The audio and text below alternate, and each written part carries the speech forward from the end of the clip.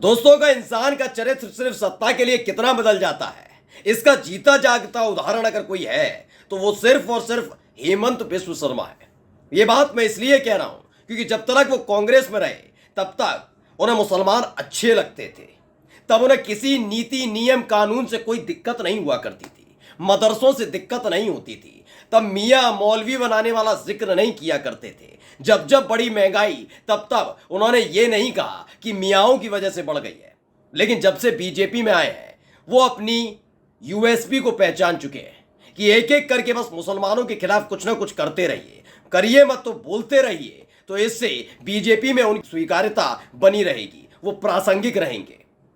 और देखिए, जब से उन्हें झारखंड विधानसभा चुनाव की जिम्मेदारी मिली है, प्रभारी बनाए गए हैं, तब से वो ज्यादातर मुस्लिम विरोधी फैसले लेने में जुटे हुए हैं। ये बात मैं इसलिए शब्दावली का इस्तेमाल कर रहा हूं क्योंकि हाल ही में उन्होंने कई बयान झारखंड के प्रभारी बनने के बाद दिए हैं और इस बार उन्होंने साफ साफ लफ्जों में एक ऐसा कदम उठा दिया है जो आप सुनने के बाद मान जाएंगे ये धर्म विशेष के खिलाफ उठाया हुआ है।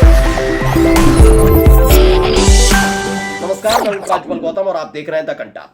बिना देर किए मैं पहले आपको एक बयान सुनाने जा रहा हूं। वो बयान है हेमंत बिस्व शर्मा का, वो बयान जरूर सुनिएगा।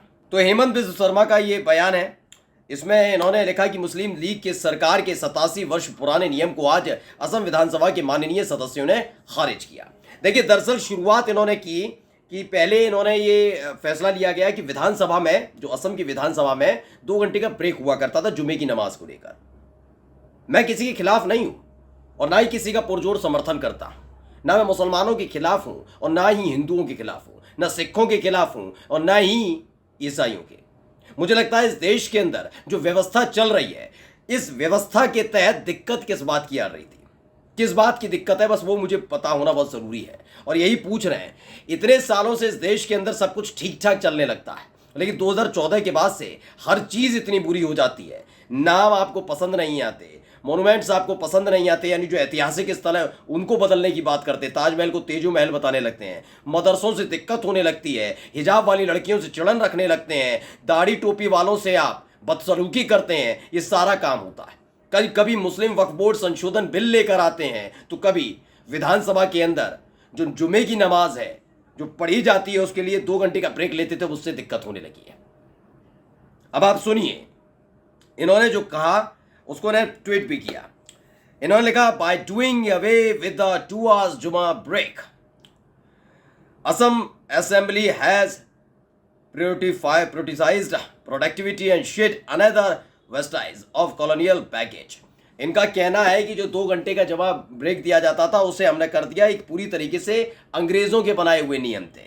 The practice was introduced by Muslim League Saiyid Saadulla in 1937। इन्होंने कहा कि ये सैयद सादुल्ला थे, उस समय चीफ हुआ करते थे, मुस्लिम लीग के चीफ भी थे और मुस्लिम लीग एक असम में पुरजोर तरीके से चल रही थी, तो उनकी वजह से आया था। My gratitude to honourable speaker Shri Biswajit Daimary 5 Dongoria and our legislature for this historical decision. उन्होंने धन्यवाद भी अदा कर दिया कि ये सब हुआ है।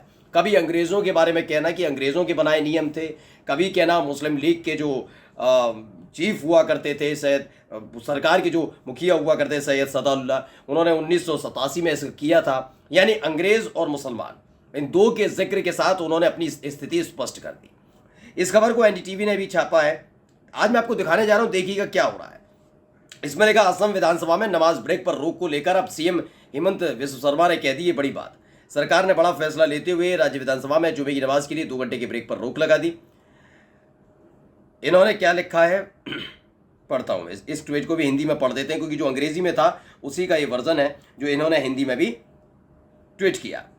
इन्होंने लिखा, असम विधानसभा की उत्पादकता को बढ़ाने के उद्देश्य से राज्य के औपनिवेशिक बोझ को हटाने के लिए प्रति शुक्रवार सदन को जुमे के लिए 2 घंटे तक स्थगित करने के नियम को रद्द किया गया। ये प्रथा 1937 में मुस्लिम लीग के सैयद सादुल्ला ने शुरू की थी। भारत के प्राचीन धर्मनिरपेक्ष मूल्यों को कायम रखने के इस प्रयास के लिए असम विधानसभा के माननीय सभापति श्री विश्वजीत देमर जी और माननीय सदस्यों को मेरा आभार है।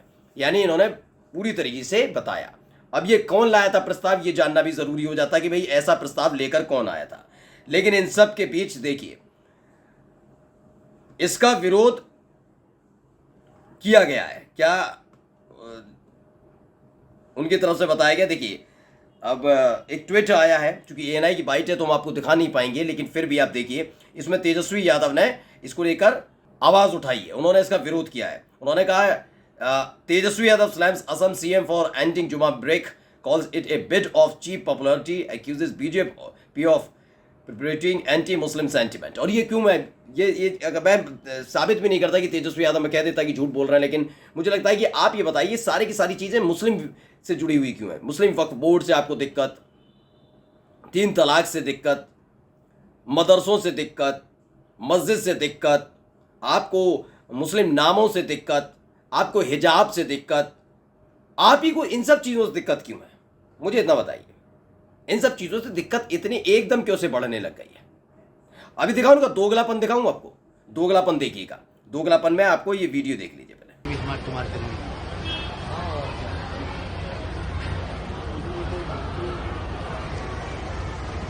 तो सुधीर कुमार है, इन्होंने से ट्वीट किया। अब दोगलापन दिखा रहा हूं। अफगानिस्तान की क्रिकेट टीम के खिलाड़ियों ने ग्रेटर नोएडा की मस्जिद में नमाज पढ़ी, इनके लिए व्यवस्था कराई जाती। मैंने कहा ना, इस दिक्कत ये नहीं, इस देश के मुसलमानों से दिक्कत है क्या आपको?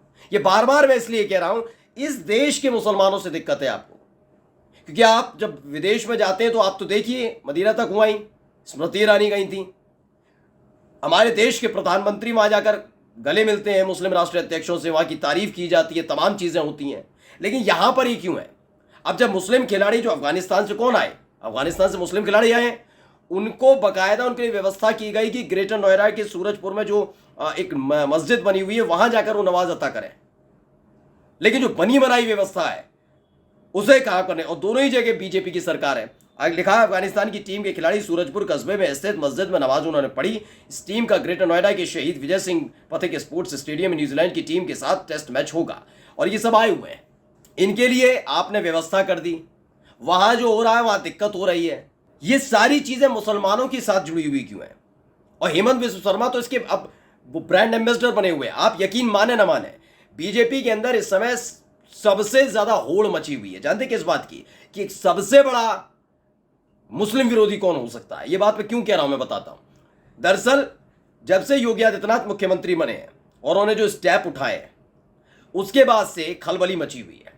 हर कोई कोशिश कर रहा है कि कोई ऐसा कदम उठाए, कोई ऐसा कदम उठाए, कोई ऐसा कदम उठाए। इसमें हेमंत बिस्व शर्मा बाजी मार रहे हैं बार बार, हर बार उनका बयान आना, कभी कोई कार्रवाई कर देना। क्योंकि अभी असम में चल रही है अच्छी खासी सरकार, अभी चुनाव आने दीजिए, फिर देखिए मुसलमानों, मैं आपको आज वीडियो में दावे करके कह रहा हूं, हेमंत बिस्व शर्मा मुसलमानों के साथ गले में हाथ डालकर घूमते हुए नजर आएंगे, क्योंकि अभी तक उनको लग रहा है कि सब सही चल रहा है। आगे जाकर देखिए इनकी स्थिति क्या होगी। नमस्कार।